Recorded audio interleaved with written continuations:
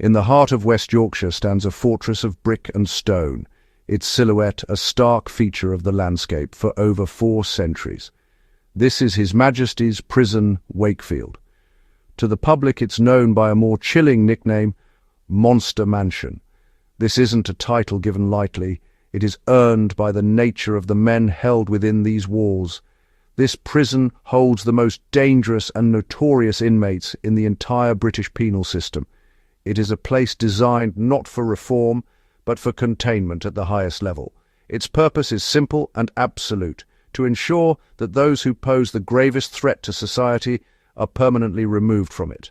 The story of Wakefield is the story of how a society deals with its most extreme offenders, a story that begins in the reign of Queen Elizabeth I.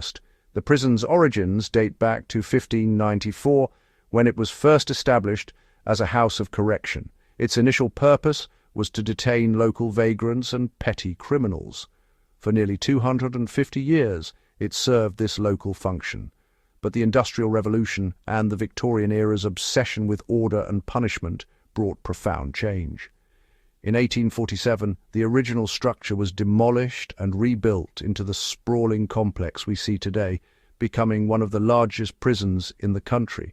Its design reflected the prevailing penal philosophy of the time, deterrence through imposing architecture and rigid discipline. Throughout the 20th century, its role continued to evolve, but a pivotal moment came in 1966.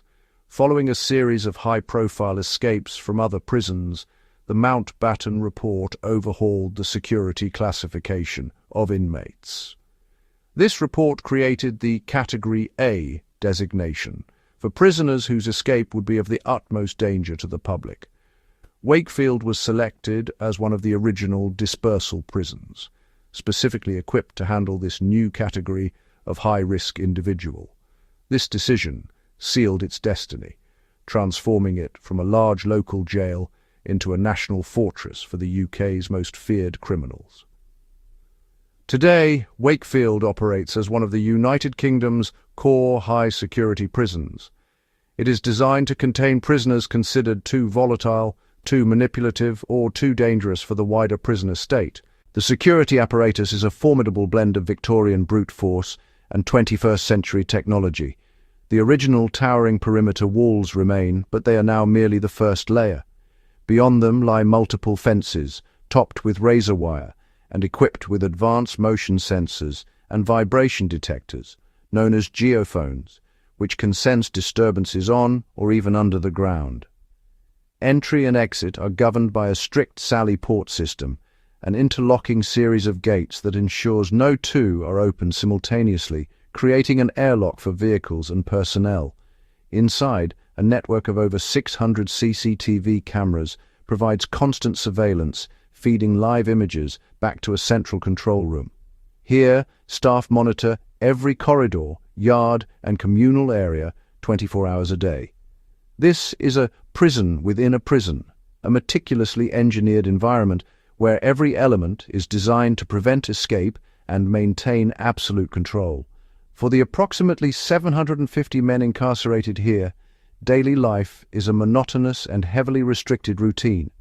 Wakefield holds offenders convicted of the most extreme crimes, including terrorists, serial killers, and high-level organized criminals. The primary goal is to minimize risk, which means minimizing contact and movement.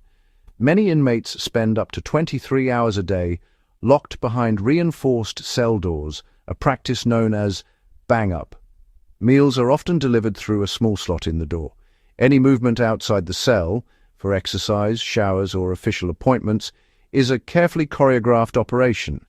Prisoners are escorted by multiple officers, often in restraints, through a series of electronically controlled doors that segment the prison into manageable zones. The prison also operates a Close Supervision Centre, or CSC. This is the most secure unit within the entire UK prison system, a self-contained wing for the handful of prisoners deemed the most disruptive and dangerous to staff and other inmates.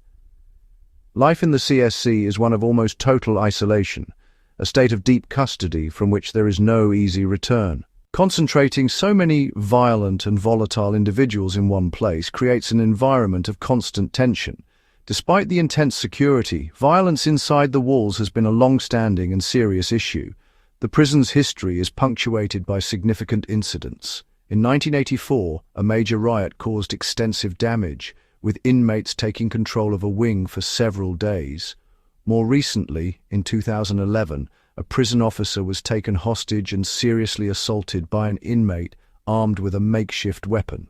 Such events trigger massive security responses, but they highlight the inherent dangers of managing a population where many have little to lose. Every interaction carries a potential threat, and staff are trained to de-escalate conflict, but also to respond with force when necessary. The threat of violence is not just directed at staff. Inmate-on-inmate assaults are a persistent problem, often linked to gang rivalries or personal disputes that carry over from the outside world. The challenges of running Wakefield have not gone unnoticed. The prison has faced repeated and serious criticism from oversight bodies, most notably His Majesty's Inspectorate of Prisons. Inspection reports have consistently raised alarms over safety, mental health provision, and overcrowding. A 2018 report found that levels of violence were very high and that too many prisoners were held in a poor and overcrowded physical environment. Inspectors noted that while the prison was good at managing security, it was struggling to provide a safe and decent regime for its population. The psychological toll of long-term confinement in such a restrictive environment is immense. Reports have highlighted high levels of self-harm and the strain on mental health services, which are often overwhelmed by the complex needs of the prisoners.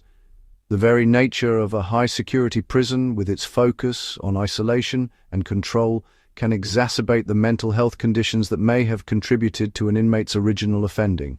It's a difficult paradox. The measures needed for security can be detrimental to the well-being of those being secured. Working at HMP Wakefield is one of the most demanding jobs in the prison service. Officers face a unique combination of physical risk and psychological pressure. They are required to be guards, mediators, and first responders, often in highly charged situations. Recruitment and retention of staff are ongoing challenges. To manage the risks, officers undergo extensive training in advanced control and restraint techniques, conflict resolution, and situational awareness. Technology plays a crucial role in supporting them. Body-worn cameras are now standard, providing a clear record of interactions and acting as a deterrent to both inmate aggression and potential staff misconduct. Advanced intelligence systems help staff to analyze information, identify potential flashpoints, and disrupt illicit activities like drug smuggling before they escalate. Despite these modern systems, the fundamental reality of the job remains. It is about managing human beings in extreme circumstances. The staff at Wakefield are under constant pressure, tasked with maintaining order in a place that is, by its very definition, filled with disorder. This brings us to the central question of Wakefield Prison. In an era where rehabilitation is often cited as the ultimate goal of incarceration, what is the purpose of a place like this? The stark reality is that this isn't a prison built for rehabilitation. The opportunities for education, work, and therapy that exist in lower security prisons are severely limited here.